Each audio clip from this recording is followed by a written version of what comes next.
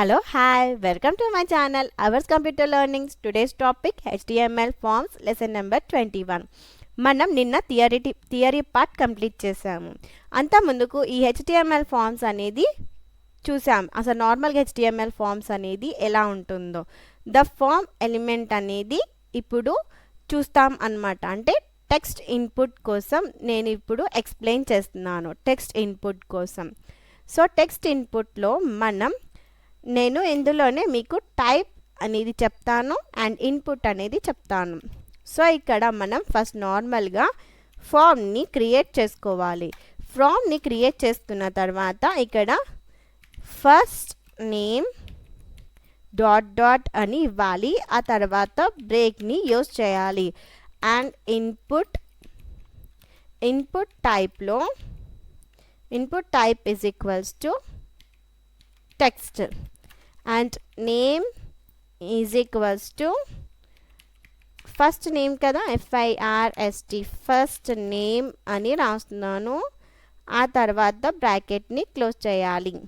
మనం బ్రేక్ ఇవ్వకపోతే ఎలా కనిపిస్తుందో నేను మీకు చూపిస్తాను. నేను ఇక్కడ బ్రేక్ ఇవ్వలేదు, చూస్తున్నారు కదా. లాస్ట్ నేమ్ డాట్ డాట్, ఇక్కడ కూడా నేను బ్రేక్ ఇస్తలేను.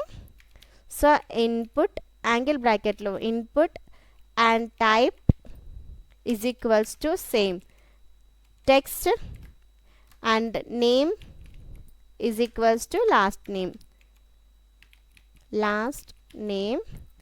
సో బ్రాకెట్ని క్లోజ్ చేసేసి మళ్ళీ ఫామ్ని కూడా క్లోజ్ చేస్తున్నాను.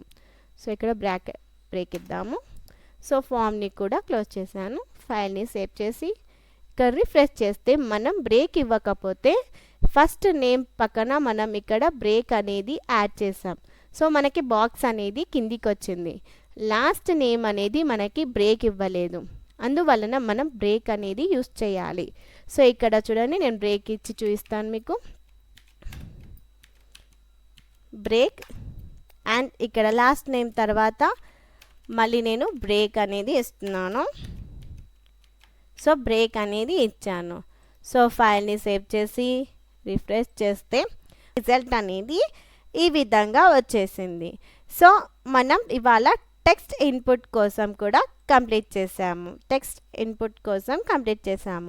ఆ తర్వాత మనం నెక్స్ట్ టాపిక్లో నెక్స్ట్ క్లాస్లో రేడియో బటన్ ఇన్పుట్ కోసం కంప్లీట్ చేద్దాము.